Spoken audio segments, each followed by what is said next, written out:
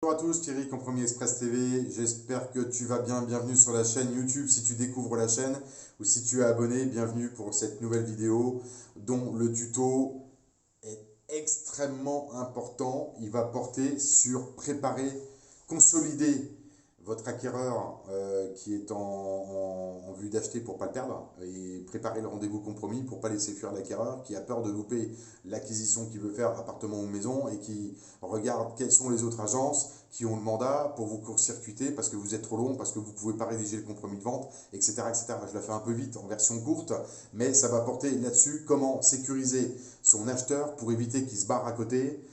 Parce que vous le savez, quand un acquéreur est intéressé par un bien, parce que madame elle a eu coup de cœur, et lui aussi, mais surtout madame, à 90% des cas, eh bien, il faut aller vite la, comment dire, dans la clarification de la vente, quoi, dans la mise en forme du compromis de vente et du rendez-vous chez le notaire, ou en tous les cas, un certain nombre de choses que je vais vous expliquer dans le RSB Premium pour éviter et consolider en dehors de l'offre d'achat. Parce que vous allez me dire, oui, mais il y a l'offre d'achat, ça formalise les choses, etc., etc. Vous faites tout ça, ce qui est une grosse erreur. Enfin bon, ça peut, oui, formaliser les choses. Mais enfin bon, en définitive, le vendeur ou un concurrent, s'il veut vous squeezer, il va vous squeezer, hein, il n'y a aucun problème. Hein. Je l'entends tous les jours d'ailleurs. Puisqu'il y a des agents qui me disent, j'ai fait faire une offre d'achat à mes acquéreurs, ils l'ont signé et le vendeur l'a contresigné. Et puis l'autre agence a vendu et le propriétaire a signé avec eux. Ah bah oui, c'est comme ça. Hein. Seul le compromis fait foi, hein, bien évidemment. C'est certain. Hein. Moi-même d'ailleurs, j'ai envie de te dire que si tu veux... Bon, moi, tu as fait une offre d'achat le matin à 10 h avec tes clients et le propriétaire est d'accord, il te l'a contresigné. Bon, ok, au prix entendu avec le propriétaire et les acquéreurs. Bon, t'as pas signé le compromis de vente. Moi, j'ai une visite l'après-midi à 14 h. Les gens, ils veulent aussi la maison ou l'appartement. Je vais faire le compromis de vente. Je vais pas me poser de questions. Il y a beaucoup d'agents qui font ça, évidemment. C'est comme ça, c'est jeu. Hein.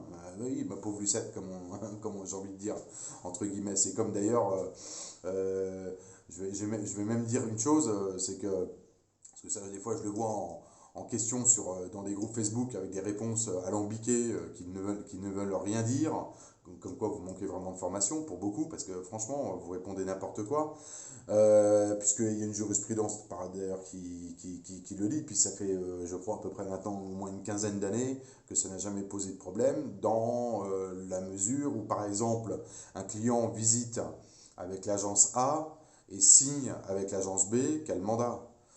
Bon, y a pas de problème, puisque bon, l'acquéreur signe avec qui il a envie. L'agence B a peut-être été meilleure que l'agence A, et pourtant, c'est toi qui as fait une visite de Monsieur Dupont chez Monsieur Martin pour la maison. Les mêmes Monsieur Dupont ont visité autre chose avec un confrère qui a également le mandat sur sur le bien immobilier de Monsieur Martin, et il se trouve que eux, toi, tu n'as pas su enclencher la négociation ou sentir et capter leur intérêt d'achat éventuel. Bon, ça veut dire que tu es mauvais déjà. Ben voilà, parce que ça, c'est des choses qui se ressentent.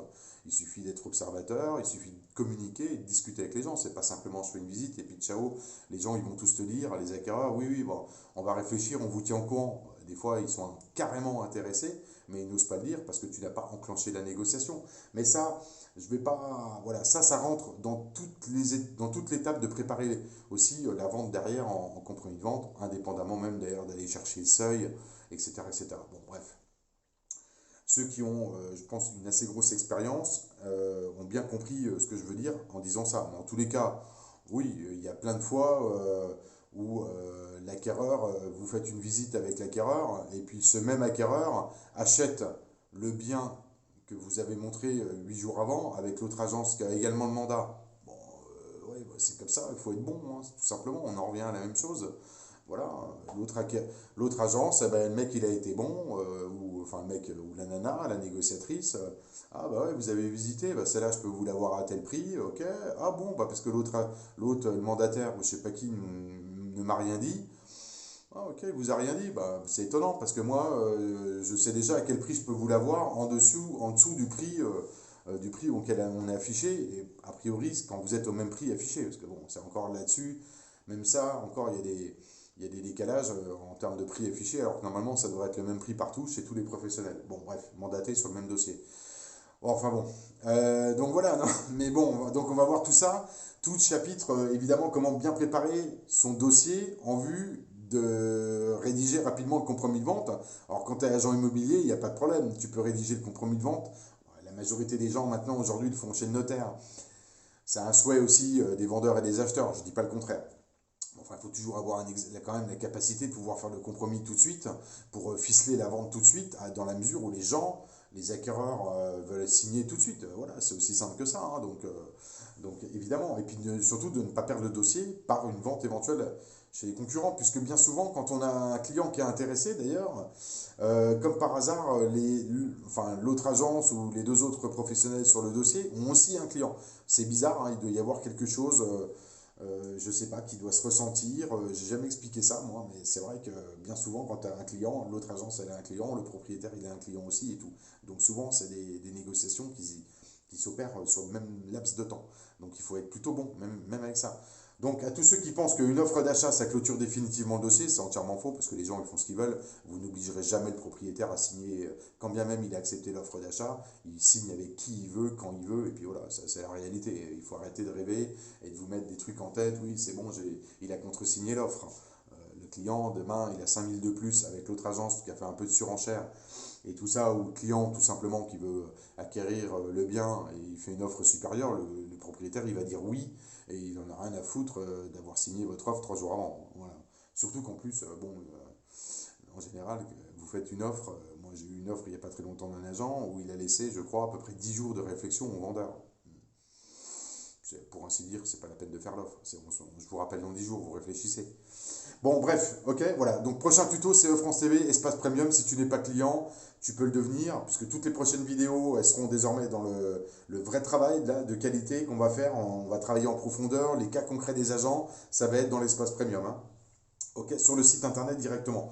Donc, bah voilà, donc 399 euros, tout le pack global, avec les 6 mois de consultation des vidéos, par login mot de passe, c'est un accès privé, et puis c'est tout, hein, tout simplement. Hein. Tu peux payer en une, deux ou trois fois si tu veux, il n'y a aucun problème. Et puis pour ceux qui sont déjà clients, le renouvellement c'est 169 euros pour toujours pareil, 6 mois de consultation. Voilà, ça fait 1 euro par jour, bon, ça va pas chercher bien loin.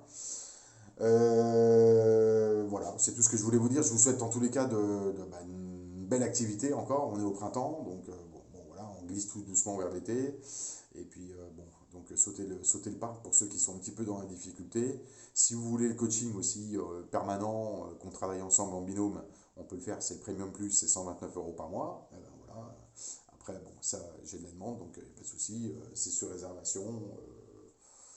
Vous m'envoyez un mail, rsvpremiumfrance@gmail.com, et puis c'est tout. Toutes les informations, vous les avez sous chaque vidéo. Pensez à vous abonner à la page YouTube, tu likes si tu as aimé, et puis tout ça. Je vous dis à très vite. Ciao, bye bye. Bonne vente à tous. Ciao.